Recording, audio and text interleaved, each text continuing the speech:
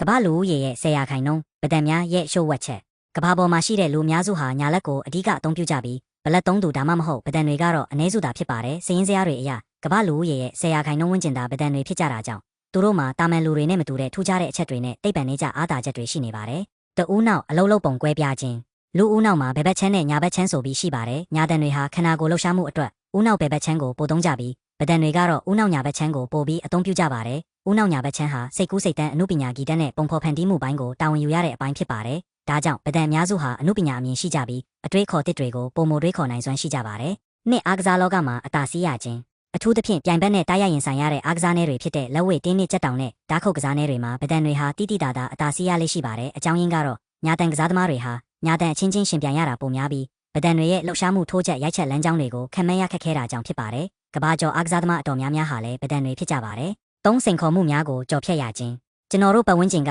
နေ့စဉ်သုံးပစ္စည်းတွေဖြစ်တဲ့ကက်ကြေးဓာတ်စာရေးခုံကွန်ပျူတာကြွက်ခလုတ်ပြက်ခတ်ဒိန်စာအုပ်အားလုံးနီးပါးဟာညာတန်တွေအတွက်ပဲဒီဇိုင်းထုတ်ထားတာဖြစ်ပါတယ်ဒါကြောင့်ဗဒံတွေဟာငယ်စဉ်ကတည်းကဒီပစ္စည်းတွေကိုအဆင်ပြေအောင်လိုက်လျောညီထွေဖြစ်အောင်သုံးစွဲခဲ့ရတဲ့အတွက်သူတို့ရဲ့ညှိနှိုင်းဆောင်ရွက်နိုင်စွမ်းနဲ့ပြဿနာဖြေရှင်းနိုင်စွမ်းကပုံမမြင့်မားလာတတ်ပါတယ်လေးကဘာကျော်ထူးချွန်သူများနဲ့ဗဒံများတမိုင်းတစ်လျှောက်ကဘာကြီးကိုပြောင်းလဲခဲ့တဲ့မင်းကြီးရှင်တွေခေါင်းဆောင်တွေနဲ့အမှုပညာရှင်ကြီးတွေထဲမှာဗဒံတွေအများကြီးပါဝင်နေတာကိုတွေ့ရပါလိမ့်မယ်တိတ်ပံနဲ့တီထွင်မှုပိုင်းမှာအိုင်စတိုင်းအိုင်ဆက်နျူတန်မာရီဂျူရီအမှုပညာပိုင်းမှာလီယိုနာဒိုဒါဗင်ချီပါဘလိုပီကာဆိုနေပညာနဲ့စီးပွားရေးမှာဘီဂိတ်အမေရိကန်သမ္မတတွေဖြစ်တဲ့ဘာယက်အိုဘားမားဘီဂက်လင်နဲ့အဆက်ရှိသဖြင့်သူတို့အားလုံးဟာဗဒံတွေဖြစ်ကြပါတယ်ကောက်ချက်ရခင်ခေဟောင်းတွေတုန်းကဗလက်သုံးတာကိုမကောင်းဘူးလို့ထင်မြင်ယူဆပြီးအတင်းကျပ်ညာလက်ပြောင်းသုံးခိုင်းတာမျိုးတွေရှိခဲ့ဘူးပါတယ်ဒါပေမဲ့အခုခေတ်မှာတော့ဗဒံဖြစ်ခြင်းဟာထူးခြားတဲ့ပင်ကိုပါရမီနဲ့အားသာချက်တစ်ခုအဖြစ်